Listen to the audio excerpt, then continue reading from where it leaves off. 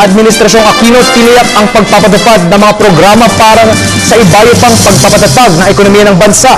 Ito'y kaugnay ng patuloy na paglakas ng ating ekonomiya. Ang detalye mula kay Rocky Ignacio live mula sa Malacanang. Magandang hapon sa iyo, Rocky. Magandang hapon din sa iyo, Sandro. Asahan na nga ang patuloy na pagganda pa ng economic performance ng Pilipinas. Samantala, ipinalabas na ng Budget and Management Department ang mahigit 4 na bilyong pisong pension payments para sa mga retiradong pulis. Patuloy ang pagpapakita ng katatagan ng ekonomiya ng Pilipinas. Nakasaad sa government website na batay sa ipinalabas ng Legat 2012 Prosperity Index, nakita mga indikasyon na lumalakas pa ang ekonomiya ng bansa simula taong 2009. Ang Legatum Institute ay ang international think tank na nagsisilbing batayan ng mga investors. Sa kanilang 2012 Prosperity Index, nag-improve ang sitwasyon ng Pilipinas sa larangan ng ekonomiya, entrepreneurship, dagdag oportunidad, governance, usaping pangkalusugan, personal freedom at social capital mula sa mga nakaraang administrasyon. Nanatili namang malaking hamon ng pagpapalakas pa sa larangan ng safety and security at edukasyon.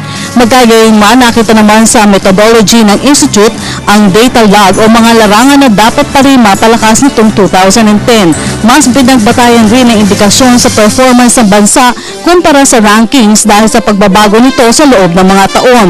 Nakita sa data na naka-score ng magandang Pilipinas sa maraming prosperity index variables, partikular na sa pagkakaroon ng kumpiyansa sa gobyerno na umabot sa 74.8% kumpara sa global average na 53.7%. Ipinalabas ang 2012 Prosperity Index matapos kilalanin ng global economic leaders ang bago at ang Philippine economy.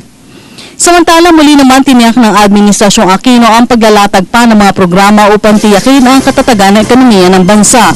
Ayon sa National Economic and Development Authority o NEDA, palalakasin ngayong taon ang public-private partnership sa infrastructure at value chain development para patatagin ang sektor ng agrikultura. Ayon kay NEDA Director General Arsenio Balisacan, malaking kontribusyon ng pribadong sektor sa naturang programa.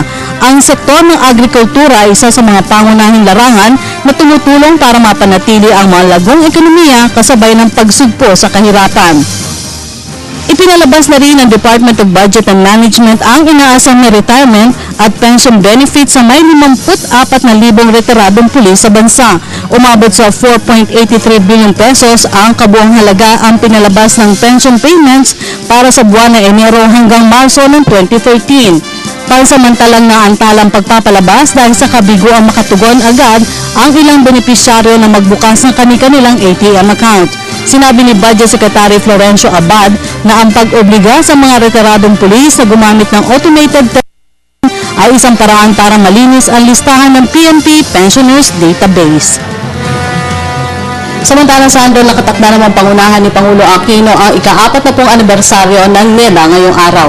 At yan po ating pag-uulat mula dito sa Malacanang sa tulong ng RTVM. Ako po si Rocky Ignacio para sa Telebisyon ng Bayan.